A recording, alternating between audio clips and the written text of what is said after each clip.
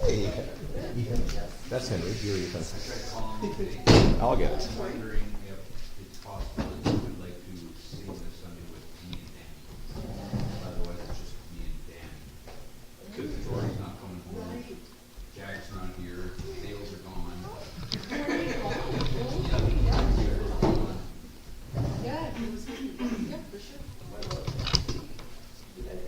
I thought about it, and I thought nobody's talked to her yet.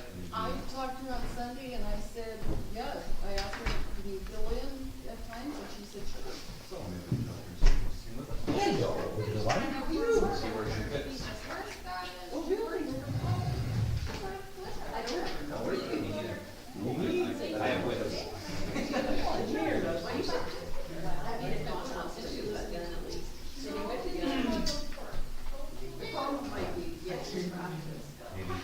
Maybe. Yep. Go Harlow tonight. And I kind of laughed. I love the mic. Maybe I can trade with Team One. Oh, no. Maybe I can trade with. It's a layer within a layer within a layer. Oh, within a cool! layer. The never ending. The never-ending video. I like that. Exactly. Hey, young men in the room, we have a little request. If you could help us bring some boxes up from the basement after Bible study again. I'm old and gray hair. You're Spot. You're that much old. I have two spots. It's like Shirley today, there was a couple, we said, well, they're quite older, she said, well, the younger than me, I said, Shirley, they're still old. It's yours, She's, it's Wayne's wife's parents. She was saying how Wayne's wife goes to their son. So they're older than me. To help with her parents, and I said, oh, are they quite elderly? And she said, oh, no, they're younger than me. That means they're in their mid to late 80s. That's right. Pretty much, Dave's never been in the rear. No, she's never seen herself. She's never seen herself as old. No, never. She's just amazed that she made the sheet. Oh. It is amazing.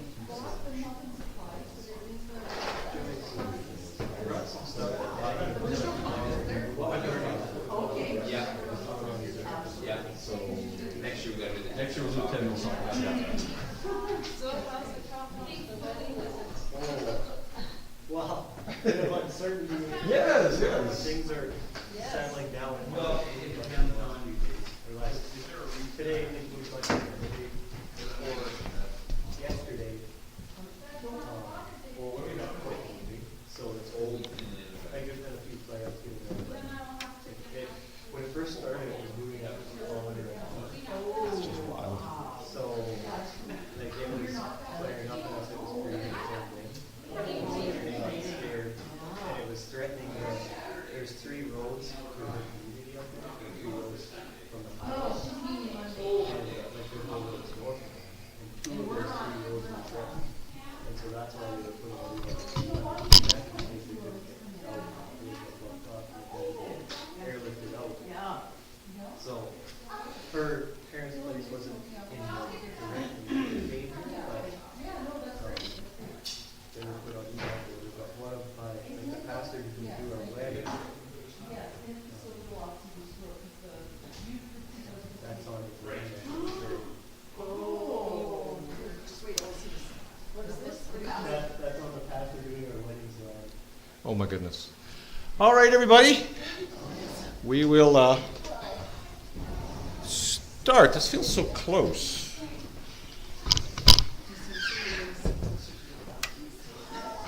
But at the same time, I have to be able to reach here.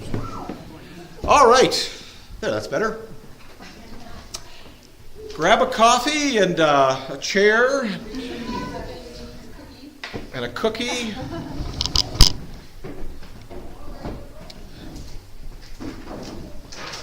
And a notepad and a pencil. You'll need a writing tool. What was that? Sounded like a whistle. Yeah, it was Hannah.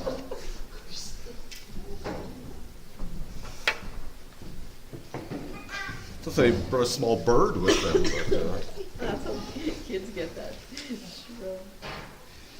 All right, welcome. Oh, I'll wait for Joni to grab her whatever she's grabbing there. And for Hannah, just she's got a dinosaur and she's off, so that's good. She seems pretty happy.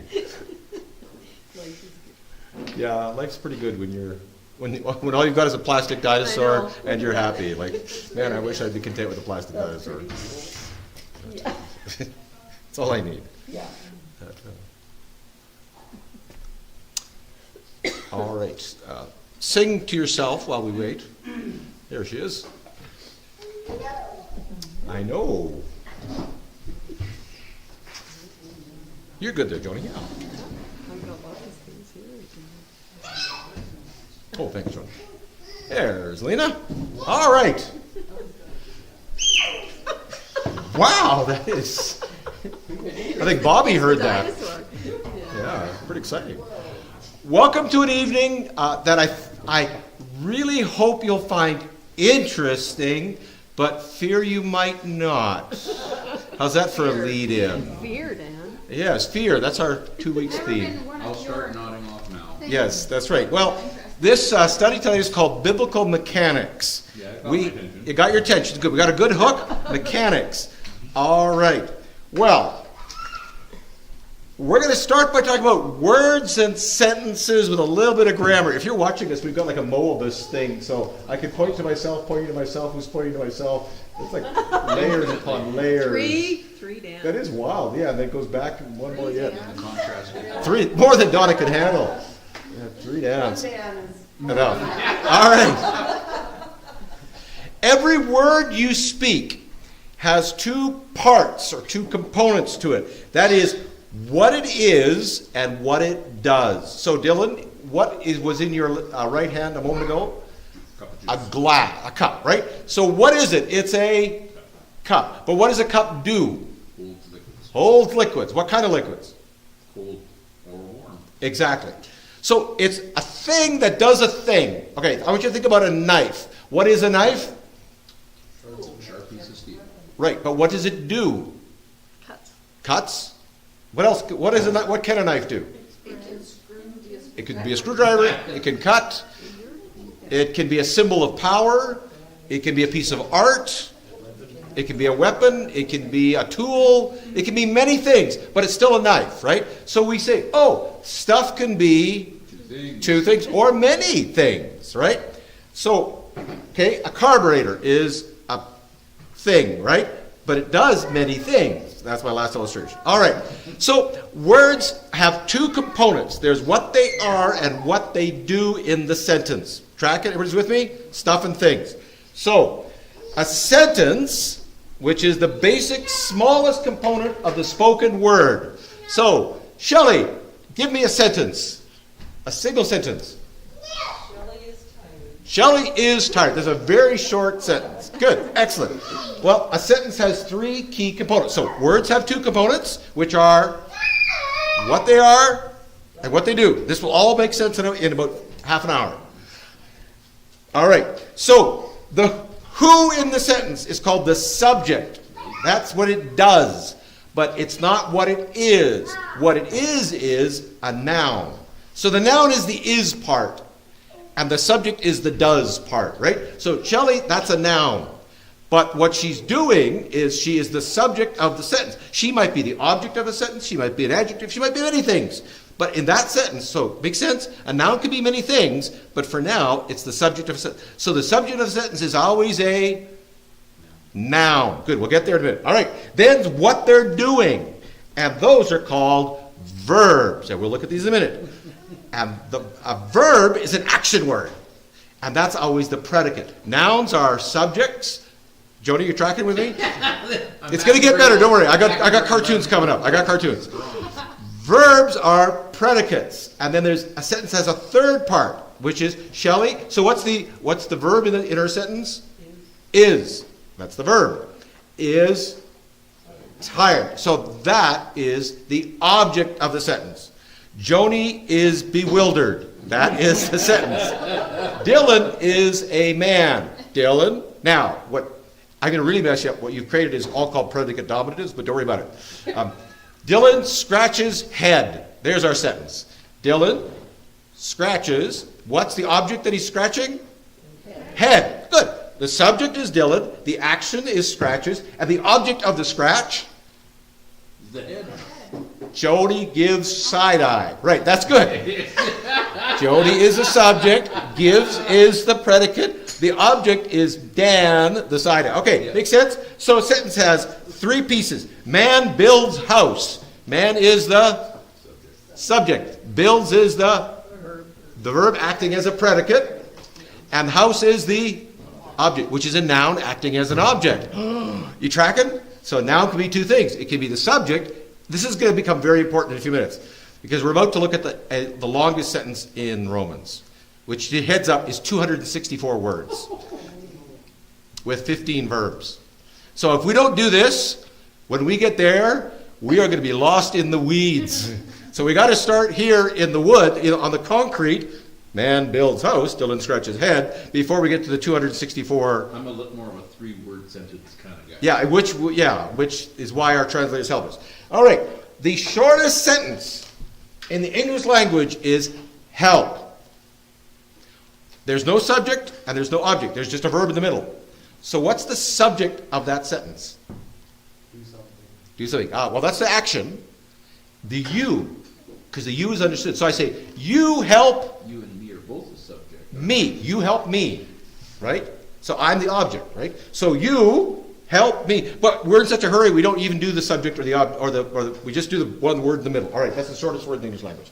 All right, we're going to just lay down a little mechanics. You need 9 tools to take apart the longest sentence in the English language in the New Testament. And if you don't have these 9 tools, we're really going to flounder and we'll never get to the meaning of it, right? Without a good set of tools, what happens? Henry, without good tools? Exactly. And what do you pay for good tools? A lot of money. We pay a lot of money for good tools. And how much practice do we get with good tools? Lots of practice. You can tell somebody who's used a tool, somebody who's never had an axe in their hand before, but somebody who's done it, man. So the more time we spend with our tools, the more adept we are. The better we are at it, right? The more better we get. Exactly, Hannah. More gooder. More gooder we get. So we need to look at 9 tools tonight.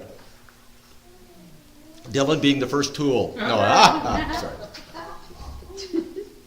All right, the first tool is a noun. A noun is the subject of, and what's a noun? Person, place, or thing. Person, place, or thing. So, Donna, name a noun in this room.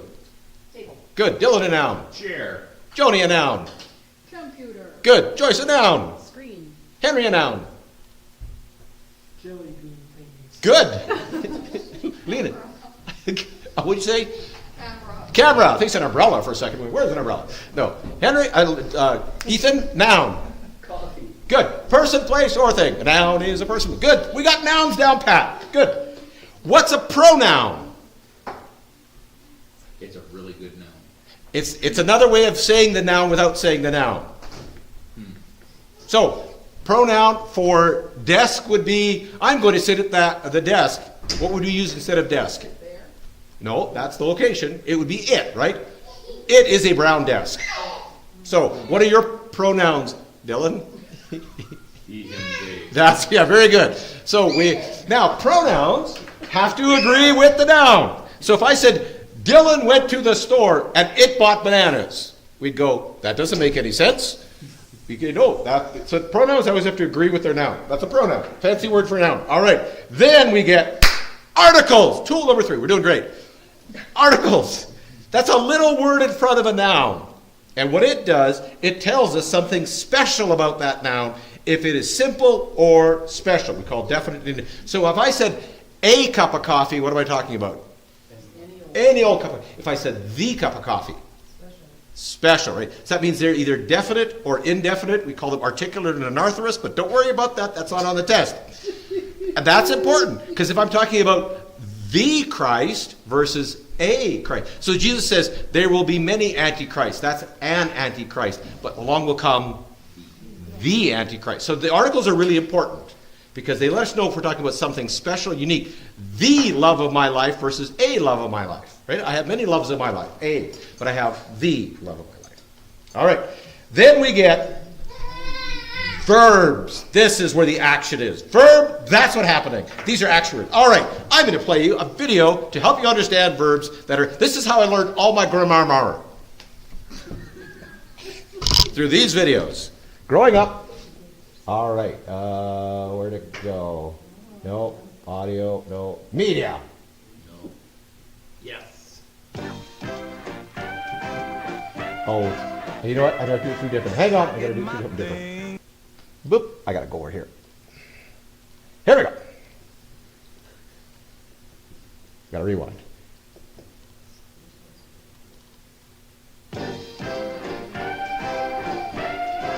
Henry, this is for you. I did my thing in action. To be, to see, to feel, to live. I put my heart in action. To run, to go, to get, to give. That's where I find satisfaction, yeah. To search, to find, to have, to hold. When I use my imagination, I think, I fly, I plan, I dream, turning in towards creation. I make, I write, I dance, I sing. When I feel really active, I run, I ride, I swim, I fly. Other times when life is easy, I rest, I sleep, I sit, I lie. I can take a noun and bend it, give me a noun.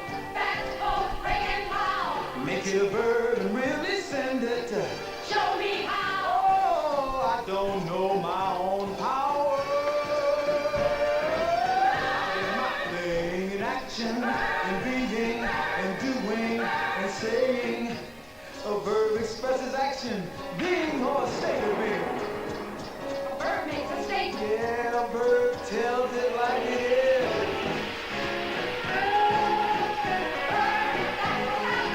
I can tell you when it's happening.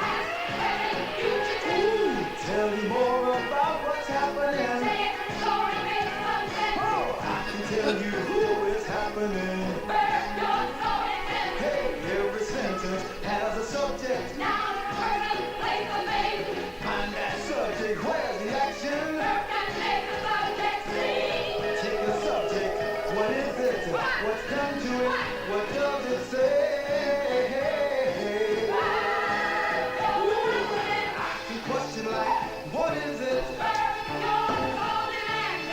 can order like, go get it. When I hit, I need an object. Ooh, when I see the object. If you see it, then put the ball on the fence, man. Go ahead on. Yeah, all right. 1, 2, 3. Let's go. I get my thing in action. Yeah, to work, to play, to live, to love.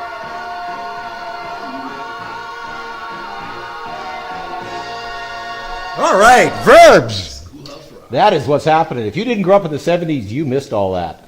And I am so sorry for you if you didn't. All right, so verbs. Are you excited about verbs now? To live, to love. All right, so take it down and bend it. What do we do to make? That's what's happening. You take a noun and you add ing, which is bearding, smirking, drinking, Kleenexing. All right, so that's a verb. Good, you're hyped. I got 2 more of those videos, so stay tight. All right, then we have adjectives. What are adjectives? Right, so give me an adjective about Joni's jacket. Black. That is a black jacket, right? That is a silly smile, a happy child, right? So it's a word in front of a noun. All right, that's an adjective. Let's take a look at adjectives.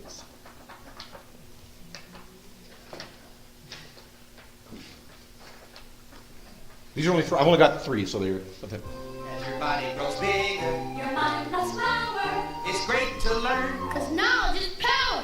It's Schoolhouse Rocky, let's walk the block of your favorite schoolhouse. To begin our show, unpack your adjectives.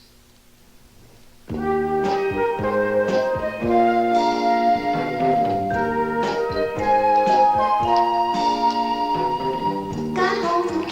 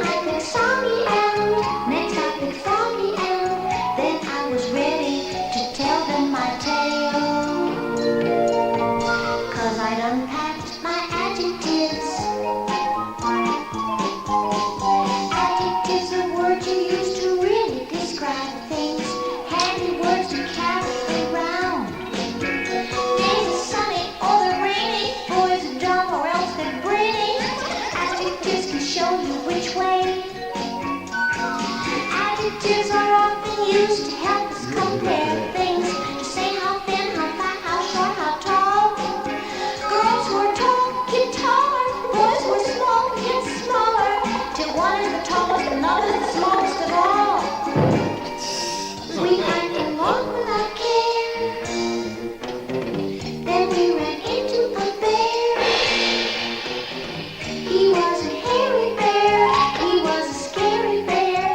We beat a hasty retreat from his lair, and described him with adjectives. Boy, that was one big ugly bear. You can even make adjectives out of the other parts of speech, like verbs and nouns.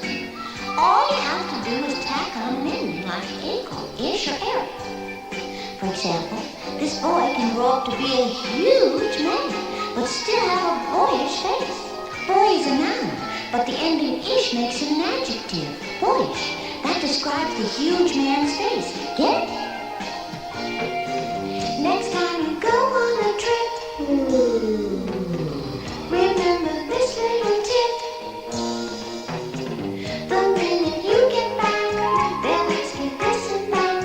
You can describe people, places, and things. Simply unpack your adjectives. You can do it with adjectives. Tell them about it with adjectives. You can shout it with adjectives. All right. That is. Oh, don't worry, we won't do all 9 because we'll be here all night. That. All right. So, what's an adjective? Describes a noun. Good. Sometimes it ends in Y. Very good. You're doing great. All right. Then there's adverbs, and we won't do. There's a video, but we won't do adverbs. Adverbs give us more information about the action. So it describes how we're doing the action. So he ran Very quickly. very quickly. Right. So anything with ly. He colored slowly. He slept lazily. It puts a word in front of the action word. So if you are hitting something, you can hit it slowly, fastly, strongly. Well, fastly is not a word. All right. So there are words that go in front of verbs to give the action meaning and to describe it. Because there's a difference between hitting something softly and hitting something strongly. So your mind, if I just said hardly, yeah, I'm hardly hitting it. So they let us know how the action is occurring. All right. And then there's conjunctions. They're like little train cars that connect ideas, right? You think of conjunction, junction, what's your function? We're not going to watch the video. And there are 3 conjunctions, and that is and, but, and or, right? And makes 2 things together, but puts things in contrast, and or is like you have a choice. Okay, we're good. There are 2 last ones that are the biggest and the hardest to understand, and we're going to watch the video for one. We'll do participle first, and we'll jump back to preposition. We'll end on that. A participle, because this is where it gets weird. This turns the verb into an adjective to modify the noun. Okay, it takes a verb and turns it into an adjective. And an adjective modifies a noun. Very good. So they use action words to tell us about nouns, what they're up to, or when they're doing stuff. So it could have an en or an ed or a d or a t or an n. So let's give an example. Let's say you're at a zoo looking at otters. One otter is eating and another otter is swimming. You could distinguish them by saying, look at the eating otter, right? Because there's the noun, otter, and what's it doing? You could say the otter is eating, or you could say it's an eating otter. Make sense? So those little words that describe nouns, but they're action words, those are participles. So you could say, look at the swimming otter. In other words, we take the verbs eat and swim, but now they're not being verbs anymore. They're acting as adjectives. So that's a participle. That's going to become really important. And the last one is the one I could not figure out for years. I could not get my head around prepositions. I didn't understand what they were until I watched the video. By the way, I have all these videos on DVD. This is how I learned all my times tables. This is how I learned American history. We, the people, in order to perform a more perfect union, to establish justice and assure domestic tranquility, whereby for the common defense, and it goes on, but there's a whole video about it. They do it on pollution. It's an amazing series. And these are all on Saturday mornings during cartoons. In between, instead of commercials, they had this so you'd learn. All right, a preposition, hang with me, They tell us how nouns connect and where and when the verb is happening. Hang with me.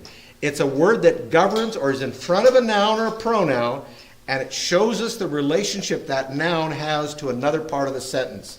They tell us about something or somewhere. They tell us about the relationship of the noun. So the coffee is on the table beside you. Which little word is the preposition? No. On. The coffee is. The coffee is on. That's where it is, right? So it's telling you identification. The hat is on Henry's head. What's the preposition? Good. The spoon is beside Hannah. What's the preposition? Beside. It's the words that tell you what's going on about the other words. We're going to watch a video. All right. But they can also tell us some more abstract ideas. We went out for a walk despite the rain. All right. This is busy prepositions.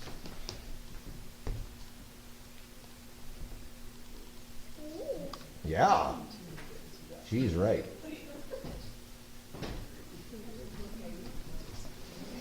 Like a butterfly or like a bee, like an ant as busy as can be.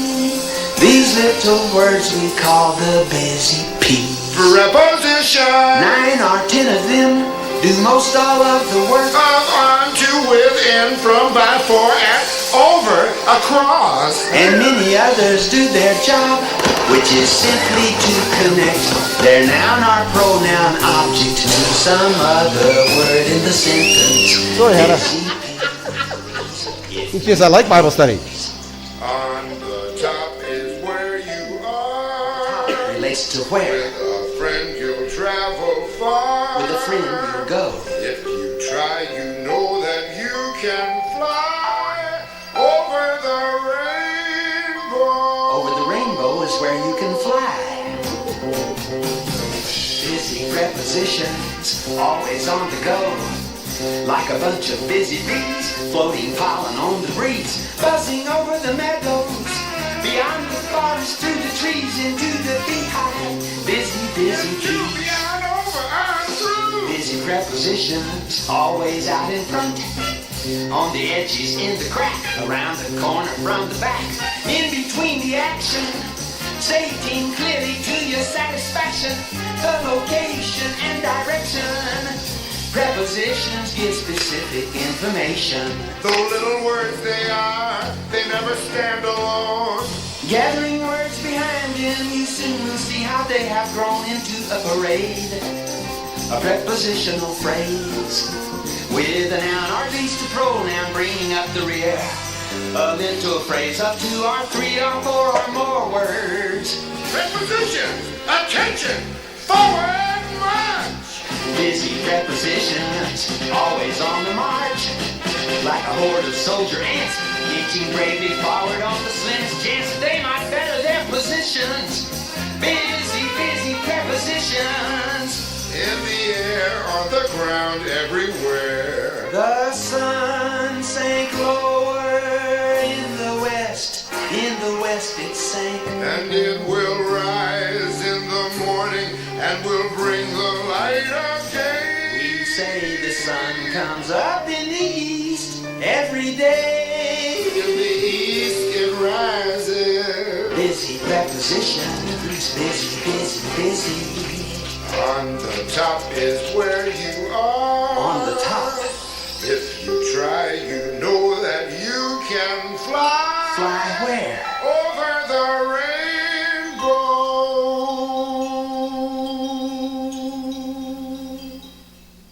There you go. There's only 9 prepositions in English. And what do prepositions do? Over the rainbow. They Go on and over and through and on. They give us direction. They tell us location. Give us the information. Give us information. Right. They give us Going on. location, direction, information. All right. You now have the 9 tools you need to understand this giant sentence. You ready to go in now? Okay, you got your 9 tools in your toolbox? Don't worry, I'll help you Got my out. tools, I'm not sure which way to hold them, but. But at least I know they're in front of me, right? I may not know what to do with that thing, but I've got it in my toolbox. Now, here's the kicker. The only thing, they all have to agree. So they have to agree in a sense of time when they do it. So Dylan went, past tense, or future, and that's called concord. Concord just means to agree. So that's the other key. Now, in English, when we speak of people, how many genders do we speak of in English? 2, right? Male and female. In French, how many genders are there? In German, how many genders are there 3? Do you have a gender neutral, like an it? Okay. There's male, female, and you might call something an it, right? Yeah, I would hope there'd be an it. Like the table's not a man, right? Yeah. So if I said the table, he is sitting in front of me, that you wouldn't say that. You'd say the table. I do eat him. Joni, what would you say in German if you said the table, it is in front of me? That. So that's good. That's a that, right? Yeah, that's a gender neutral. Yeah. Good. So German has. Yeah, we have a gender neutral as well. Yeah. But we don't assign gender to objects. We only assign gender to living things, right? Unless it's a car. Unless it's a car, then it's a she. She's a beautiful car. Yeah, she always is a she. Exactly. Well, in Greek, they assign gender to everything. So spirit, pneuma, is female. So it would be female. So if you said the Spirit rested upon him, you'd say the Spirit rested upon Donna and she blessed her. So but we notice the Bible doesn't do that, right? What does the Bible call the Spirit? He. The Bible breaks grammatical concord for the sake of theology, which is an interesting point. All right. So there's also past tense. What tense are we in right now? Present and the future. Okay, so we understand there's 3, past, present, and future, right? So when we talk about blessing, we talk about the blessings of the past. So salvation is in the past, right? Is salvation in the present? Yes. Yes, and is salvation in the future. So salvation has 3 tenses, 3 times that we exist in. Okay, so all those will come into play. All right, here we go. So Romans chapter 5, I'm going to pull it up for you.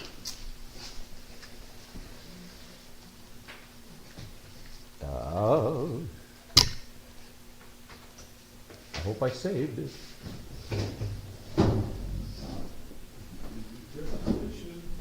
Now it's going through your head. Busy preposition.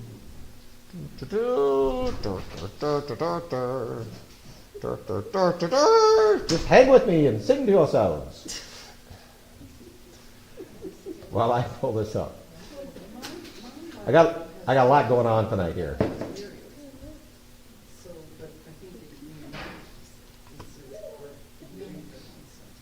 Yes, in Greek it's 1 sentence, in English it's a pack of sentences. Because they did us a big favor by doing that. Over the rainbow. Come on. You could, there we go. Busy preposition.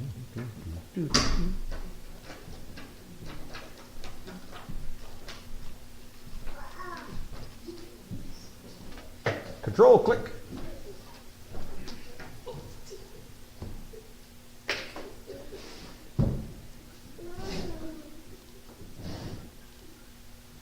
Go through your head, isn't it, Joyce? Yeah. Control click to open hyperlink. There we go. Oh, bingo. Okay, I want to show you this because verses 1 through 11 is 1 sentence in the Bible. It is a sentence that is 234 words long, which is kind of disturbing. Oh, it's going to open it. I opened 2 copies. Don't have to do it. It's okay. I just want the 1 copy. All right, so we're going to read it quick. Dylan, I'm not going to get you to read all this part, but I'll get you to read the first part. Therefore, being justified by faith, we have peace with God through our Lord Jesus Christ. So in English, that's 1 sentence. That's the beginning. At the beginning, we have a little tiny participle, and then we got a little conjunction there, and then we got a little preposition, which tells us location. Information. Therefore, this is the source of it. It's from, there's a noun, there's another noun, there's our verb, And then we got another little preposition, which is toward, the direction of it. There's our little article, there's a little noun, another little preposition. See why prepositions show up all the time? Because you're showing us where things are happening. We have peace with God through Jesus. All right, Romans verse 2. We won't go through all 11 verses, but I want you to see here. Preposition, conjunction, noun, verb, another article, the. There's another little preposition, and there's another preposition. There's another preposition. Paul likes prepositions. Why? Preposition Paul. Preposition, because they tell us the direction things are happening. Where does blessing come from? Through. Remember we looked at the word through last week? Through. Through is a preposition. So everything goes through. It's the location of blessing. Happiness comes from. The fruit of the Spirit is from. So that's why they're such important little words. They carry the day. And then here we go. Little conjunction, then an adverb, and then we got another preposition, and a bunch of nouns and a verb. Verse 4, there's more here, but the conjunction, noun, noun, noun, noun, noun, lots of nouns, like noun, noun, noun, noun, noun, noun, noun. And then we got a conjunction, and then we got a verb, and a conjunct preposition. I hope stay with me, we're almost done. 6, here we go, and then we got a noun, and then there's a bunch of adjectives, then a preposition, then a preposition, and then a preposition, then a preposition, then a preposition. Interesting, eh? He goes 4-4. He literally says, barely 4-4, of just some he will die 4-4, of good possibly some, and he dares to die. So he doubles up on the conjunction and the preposition. We'll get into that. All right, and then 8, 9, 10, and 11. Got it? You guys are doing great. Okay. So if he's doubling up on the 444, why doesn't it show up in our Bible? Very good question, Don. Because if we translate directly from one language into another, how does that work, Joni? Not very well, right? It can be Maddening, right? That's exactly it. Lost in you translation. can laugh at a joke in German, but you can't laugh at it in English. Yeah, because it won't work, right? And vice versa. Joke in English doesn't work in German. Yeah. So what the translators of your Bible have done, they've tried to translate the ideas, not the words. Now, some Bible translations are directly the words. Like if you could have a German-English translation of the Bible, it would be directly, and it wouldn't work. So the NIV, they're trying to translate ideas, where the New American Standard and others, they're translating the words. Because linear translations don't work. They don't make any sense. And so we'll see where 4:4 gets translated. Very good question, Don. All right. What I want you to look at that sentence, you've got it in front of me. Take a look in your Bible. You've got verses 1 to 11 in front of you. I want you to pick out all the action words. All the verbs. I'm going to get a glass of water while you do that. Look for all the action words. Probably got that one already. It makes sense to me when it's highlighted, but as soon as I look at it.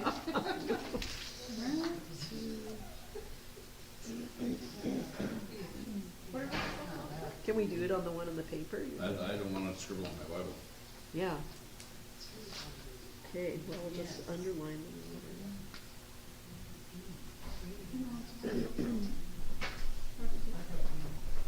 Just the verbs. The action words. By the way, I'm going to boil this whole 245-word sentence down into 6 words. Is it the ones that are underlined? Nope. Or 9 words. I think 9 words. We're going to go back to the simplest sentence. All right. What action words did you find? Somebody shout out an action word. Justified. Justified. Good. What's that? Gain. Good. Through. That's a preposition, which is an action. All right. I'm going to help you out. If you look in your notes on page 3, all the words I've underlined and in bold, that's all the verbs. How'd you do? I didn't get done, but yeah. That's what I was looking at. Yeah, very good. See, Joni? Have, I guess. Quick solution. I didn't It's think right. have was. Have is a verb. Yep. Okay. Because to have a heart attack is the action of having. Okay. Okay. Yeah. So the verbs are we have, we stand, rejoice, we glory, works patience, makes not ashamed, is shed abroad, one will die, commends, die, and shall be saved. All right. I want you to look at the action words in that giant sentence. There isn't very many. No, there's very few action words. Normally a sentence only has one action word. You always got to find the verb. What's the action happening in that, in the biggest terms? What's Paul trying to say to the... We know that if I said... It's all about we. It's okay, it's about our experiences. Good. So we are doing our what? We are gaining. Gaining. Very good. Excellent word. We're gaining. What else are we? Dying. We're dying. Good. One will die. That's gaining. Yeah, we're gaining. Yes, that's right. It's all about our encounter and the benefits of salvation. Paul wants us to see the good that comes from Jesus. This whole sentence is about the benefit of salvation. It's almost his selling point. Like, having been justified, we now have this, experience this, experience this. This is his great, glorious sentence about the benefits of salvation. Look below, you'll see 3 columns. Verses 1 through 5, 6 through 8, 9 through 11. What Paul says is, in 1 to 5, he talks about the benefits of salvation. We looked at that last week. In 6 to 8, he talks about the basis of salvation, where it's coming from. And then in 9 through 11, he talks about the certainty of salvation. That's his point. The benefits, why we get it, and what it's going to lead us to. In other words, he talks about the past, the benefits, the present, the basis, and the future, what's going to happen. All right, how are we doing? Past, present, and future. So last week we looked at the past benefits of salvation. Take a look at verses 1 through 5. What are the benefits of salvation in the past in verses 1 through 5? Peace with God. Peace with God. Good.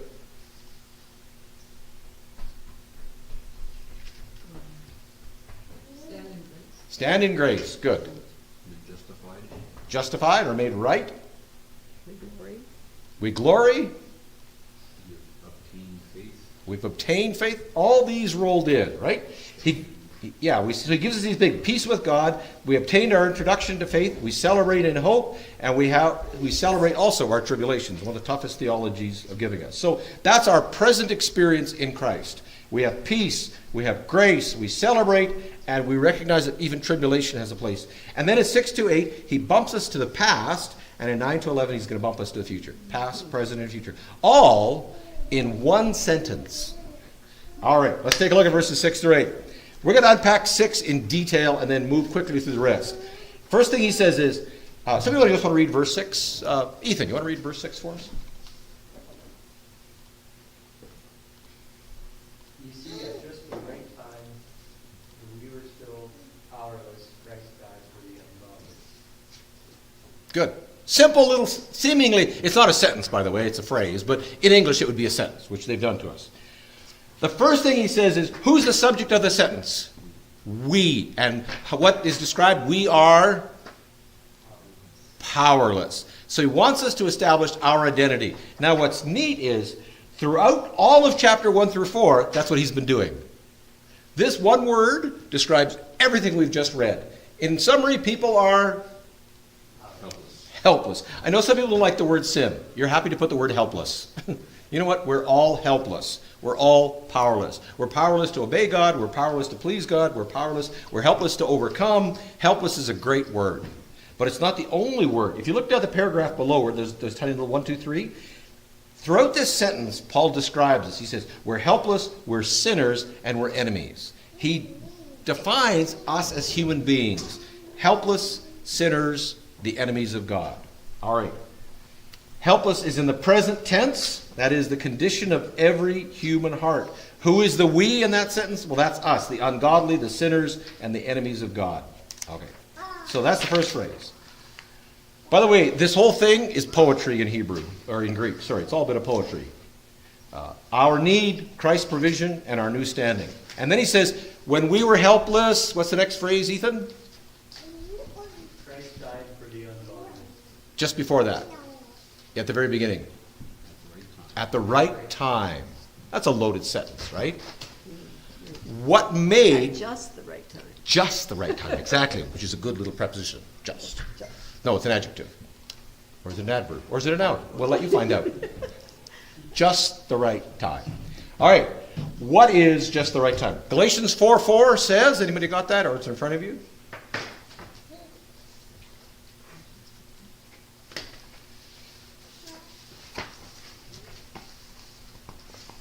But when the set time had fully come, Good. When the set time had fully come. The fullness. So when was the right time? When time was full. And what's the other word for full? Complete. What's another word for Lena? Pregnant. That's the idea here. When time was pregnant. Ready to deliver. Full. Interesting metaphor, eh? And the pregnancy of time. All right. What made time full? Well, there were three forces that had to align, or three times that had to align to make time full. I want you to think about society. There's the physical side of society, that is the roads, right? Roads, mechanics, laws, all that. Then there is the cultural side of society, and then there's the spiritual side. So our American neighbors have the same mechanics. We drive on concrete, we have money, so we share that. And around the world, people share it. But are we the same culture? Not entirely. There's differences, right? And so you can have similar mechanics, but you can have a separate culture. So you have to have a cultural identity as well. But there also has to be a spiritual identity. So if you think about the spirit of our age, how would you describe the spirit of our times? Free, perhaps even lawless, right? Driven by New Age practices, individualism, that. So we'd say that, sure. So a country like Canada has, if you think about Singapore, Singapore has the same mechanics as we do, but do they have the same spirit as we do? Very different spiritual understanding. South Korea just banned tattooing. It is illegal to have a tattoo parlor in South Korea. Only a licensed medical professional in a hospital can give you a tattoo now. So you talk about a difference in culture, right? The spiritual understanding. So, and usually only military people are allowed tattoos under government law. So three forces, this mechanical roads, highways, taxes. Then there had to be a cultural, language, values, all that. And then there had to be a spiritual identity. And until those three forces all came into alignment, Jesus couldn't come. And lo and behold, in a specific time, in the right time, in the fullness of time. So there was the mechanics, that is Roman society. It was called Pax Romana, the peace of Rome. And it lasted for 200 years. And so people would say, Pax Romana, may the peace of Rome be with you. And Christians would say, they would say, Pax Christos. And the Romans would go, eh? Because it was so countercultural. So the Christians would go around, Pax Christos, the peace of Christ. And the Romans going, no, Pax Romana. And they're going, no, Pax Christos. So but that grabbed a hold of it. So we had to have Romans. And what did Romans make? Really good? Roads. How does the gospel get spread? Roads. How else did Paul travel? Boat. And if there's pirates at sea, can't travel by boat. So the Mediterranean became the Roman bathtub. They killed all the pirates, took over the Mediterranean, and fascinating. The Romans turned naval warfare into land warfare. They figured out, because they couldn't figure out how to do ships very well, but they could make bridges. So they took their ships and put bridges on the ends of them on big ropes and put infantry on the ship. And they would row the boat up, drop the bridge, and the infantry would run across and kill everybody. So the Romans didn't know how to do naval warfare, but they were really good at land warfare, so they turned naval warfare into land warfare. Anyhow, sorry, squirrel. That's a Shelley moment. Trust the Romans. All we know how to do it, we'll reinvent it. We'll turn it into land battles at sea. More our way. Yeah, we'll do it our way. And it worked. They beat everybody. But you also needed a cultural, and lo and behold, who was the guy that traveled around killing everybody and taking over the whole world a long time ago? ABP. Alexander the Great. That was called Hellenization, the Greekiness of all of civilization. So everybody lived like a Roman, but thought like a Greek. Greek theater, Greek music, Greek art, Greek columns, Greek architecture, Greek thinking permeated society. And so everybody spoke Greek. So one of the great barriers to the gospel is language, right? But if you were in Rome at the time, pretty much everybody spoke Greek, because Greek was the language of commerce. In the world now, what's the language of money? English or Mandarin, right? Yeah, but pretty much the language of international air travel is still English, right? So that's the language of money, of travel. And Greek was the language. So wherever Paul went, he could speak Greek. And everybody would have a basic understanding of him. All right. And the third was the soul, and that was the Jewish soul. Now here's the amazing part, where the fullness of times. Pax Romana began in 27 BC, and the fall of Jerusalem was 70 AD. That's 100 years. In all of history, how big was the window when Jesus could come? He said 70 years or something like Yeah, it's a 100-year window. From the beginning of Pax Romana to 70 AD, there's only 100 years Jesus could come.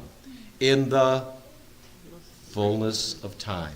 When Roman roads, Greek language, and Jewish thinking or Jewish religion permeated civilization, Christ landed. Like 3 points of a three-dimensional line, right? Rome, Greece, and Israel all met into a single little moment called the birth of Jesus and the death of Jesus. That's the fullness of time. So Paul's really loading up these statements. And it can never be that again? Never did it because he couldn't come in Israel because the temple's gone, right? And the Jewish system is gone. But I mean, his return? Oh, that's a whole different story, yeah. And that will be also the fullness of time. As we look in Revelation and Matthew, we see the lines converging again. Okay. And when the lines converge, when the temple is built, when this is done, and all the lines converge, then he'll return. So if you take history, think of a convergence of 3 lines here and a convergence of 3 lines over here. And everything in between. And Christ here, and then, and that's the line. It's the pinpoints of history. Yeah, it's a neat idea. And then, at the right time, what did he do?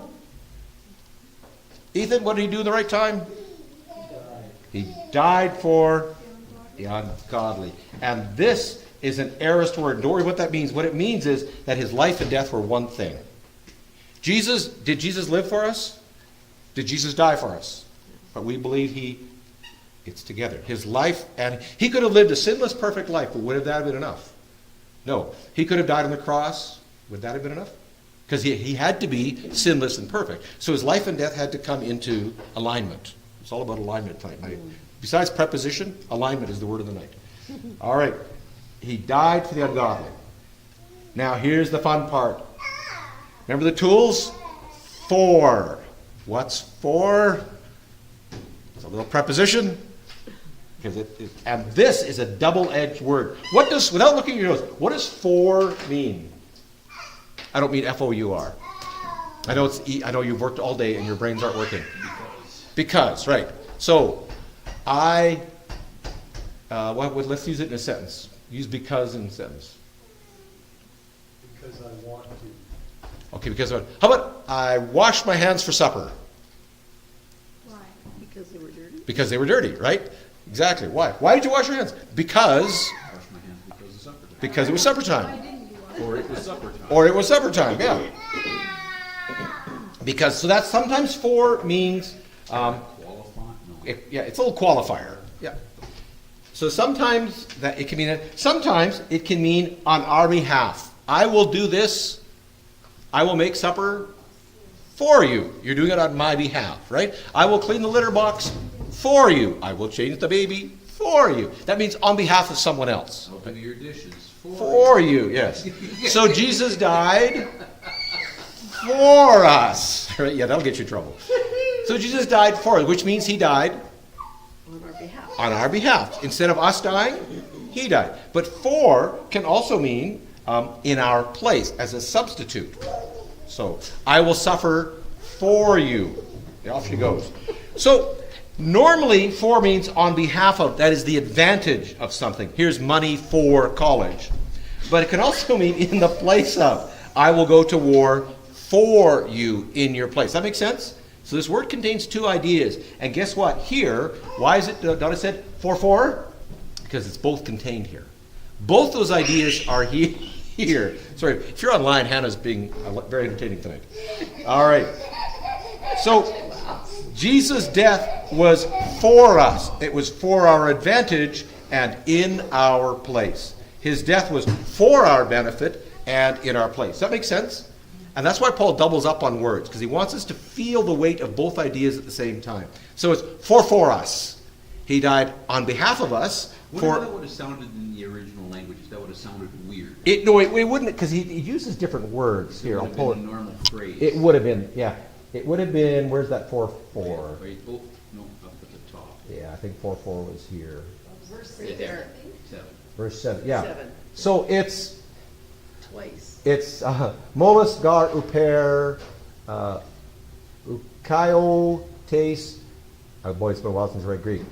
Apothanatai uper gar tu agathai taka tis kai tolma apothecting, and Sherry would just crucify me for doing this, but it's been a long time. So it wouldn't have said 4-4. If you look here, we can do it here.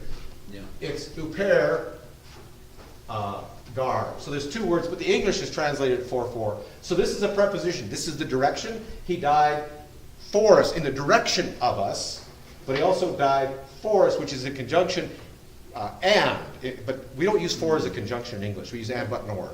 Right. We rarely use for. So he packs in both ideas, but he uses them in a different, that's where it gets really confusing, because English does the same word for two different words. Remember, stuff can be two things? So this is what the word is, but here's how it's functioning. Wow. Make sense? Kind of. Yeah. So the translation gets difficult, and like those of you who speak other languages, this is a no-brainer, right? Translation gets difficult, and so every time we go into English like this, okay, here. I don't want to bog you down, but I want you to see how mechanics are working here. So this is the word "he will die." So in other words, for a good man, someone will die, and we just translate it, "he will die." It's only one word, but it's a really complicated word. This word is a verb, die.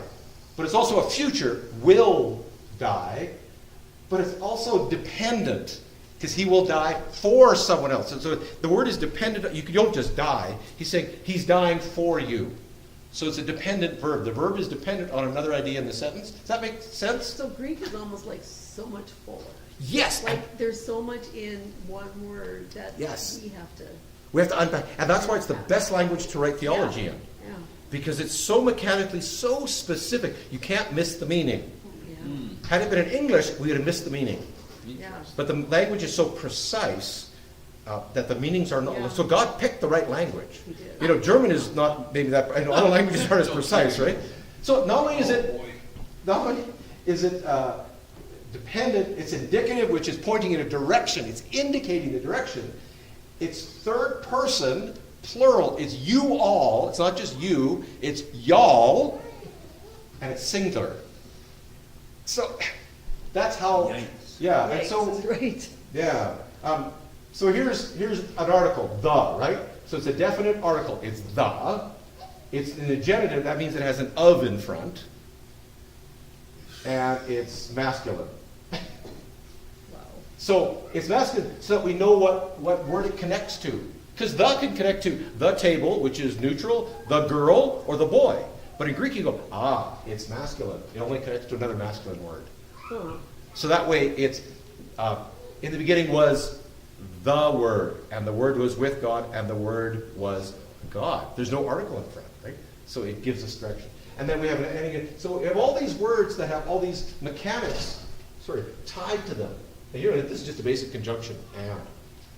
But some, man, sorry, we're in my wheelhouse tonight. I hope I can keep you. It's fascinating. Really. Yeah, so here's this big fella here.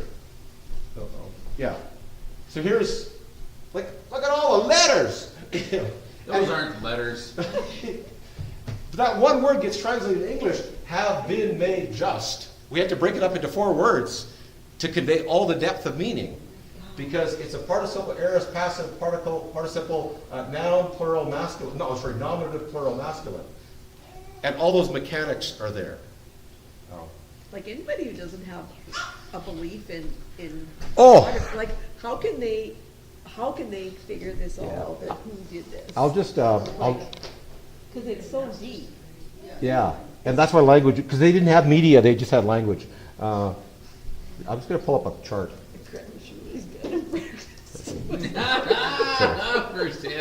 What was that? Grab and Shirley's bed and breakfast was the first. That's a good sign where I'm looking at Grab and Shirley's bed and breakfast. It is.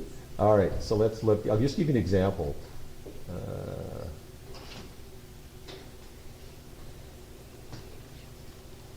Okay.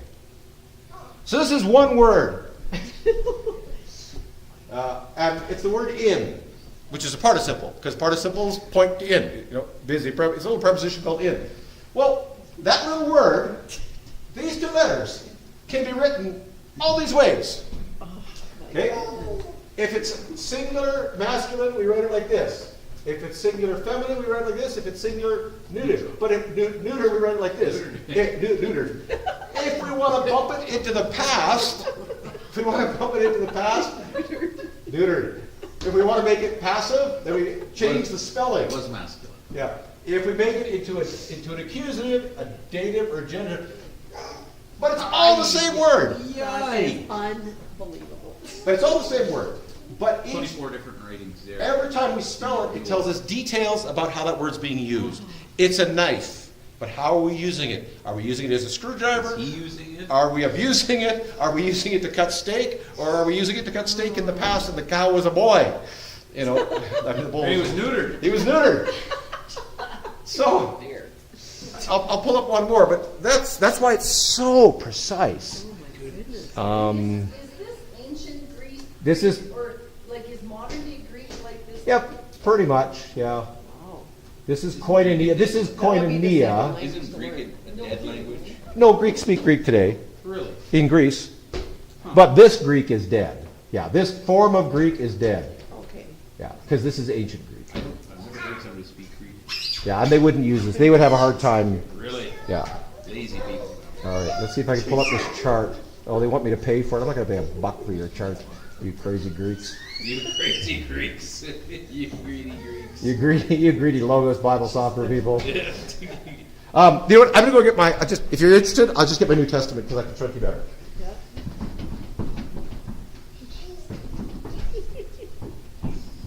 Those little runners that are moving. She's gone. She's on. There you go.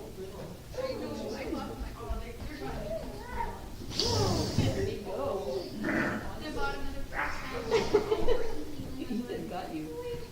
Oh, I made her scream yesterday. Not yesterday, she was running away in her backyard.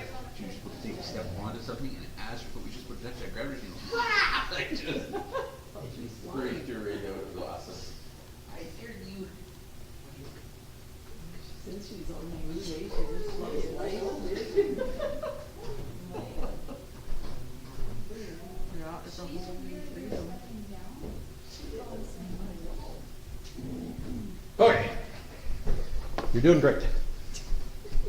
So, the New Testament Greek. Doing very little. Very little. All right. I'm just staying awake. I'm doing the best I can. All right. You're doing great. Okay. Explaining stuff. The verb to bathe. So, I bathe me, you bathe you, I bathe The baby. a cat named Sue, whatever, right? All right. Too big. To bathe. To bathe. What is that? Too blade. Blaze. To blaze. Diaries. That's what Or it is. Princess Bride. Princess Oh, Bride. yeah. Too blade. Blaze. All right. I'll show it to you here. This is all the ways you can spell that one word. So I'll give you an these are all this here, all this here, all these. It's all the same word. But mechanics break it down in a very different way. So I won't go at all. I'm not going to count. But you can see, and the way, here's the trick, and then we'll move on. We got to wrap this up.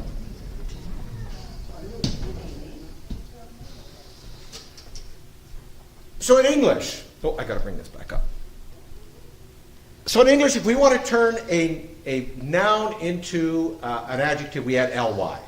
Run, or what would ly? Love, adverb. Yeah, help me out here. Quick and quickly. Quickly, right. We turn quick into quickly, we add ly. And that little ly at the end is called a suffix. Right. That little ly. This sounds like school again? All right. If you want to turn happy into a negative, what would you do? Right. And then you put two letters in the front, right? That's called a prefix. Yeah. So prefixes and suffixes. You put a little word in the beginning, changes the middle. You put a little word at the end, letters at the end.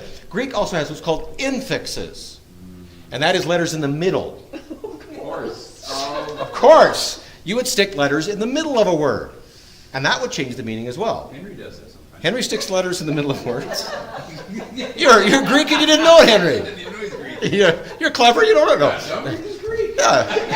Oh! Burn. You need some polysporin for that one, Henry. I love that. The bird's so good you need polysporin. All right, so what they do is they put prefixes, infixes, and suffixes. And let me just sum this up. To give us exact meaning. Mechanics is a technical language. Nursing is a technical language, right? And there's technical words. Well, Greek, it only has technical words. It has words that are technical, that are broken down. And so we see these long, what it allows for us is incredibly precise meaning. And meaning changes everything, right? That's why we tell people don't use the word very, because it's too easy, right? You can't be very sad. What are you? If you're not very sad, you can be depressed, discouraged, disheartened, distraught, bluer than blue, right? So in good writing, we don't use the word very. We find better words. All right, so let's keep our notes. We're doing good. Oh wait, we're past tense. All right. All right. Here we go. Let's wrap it up. In a single sentence, what do we see? There's 1 verse 6. That we are, and without Christ, we will always be helpless sinners who are perpetually at war with God. In that state, and under those conditions, something happened. When everything was aligned in a 100-year window, Roman might, Greek thought, and Jewish soul all came together perfectly. In that moment, the life and death of Jesus drew together perfectly according to the plan, and he died. In that death, we benefit from all its power, and in that moment, he died in our place. We who were helpless are helped. We who were sinners were made righteous. We who were at war were made at peace. Here's my 6 words to describe that word. The helpless became strong, the sinners became saints, and the enemies became allies. And the reason we can say that is because we did the mechanical work, right? We know exactly what this verse means. Because the language is so precise, there is no room for error. Where in poetry, all kinds of room for error, right? If all we used was word pictures, there's room for error. If I said, with Dylan, because you're here, Dylan, he's such a dog. What does that mean? He's hairy. He's hairy? Ill-behaved. Ill-behaved. Good with the ladies. Good with the ladies. It could also mean he's determined. He's doggedly determined, right? So the problem with metaphor is we assign the meaning. You can pick what you want it to mean. Ethan, you're such a rail. Like, what does that mean? Strong and sturdy, hardworking. He's a rail like steel, right? Or maybe he's a rail. I don't know. So the problem is if we all only speak in metaphor, which in English we do, we lose meaning, and the meaning is open to interpretation. Where because this language is so mechanical, there is no room for margin. And that's why the Bible, when we have translations, sometimes they take some liberties in meaning because they lose track of the words. But we can't do it a direct linear translation because it's impossible. 4:4. You just wouldn't get it. So we know, because of what Christ did, the helpless become strong, the sinners become saints, and enemies become allies. And he's going to build on that. What it means that he would do that for us. All right, we went a little longer tonight. We took a lot of squirrels. But thanks for your patience, and I hope you sing when you leave. Busy preposition. Unpack your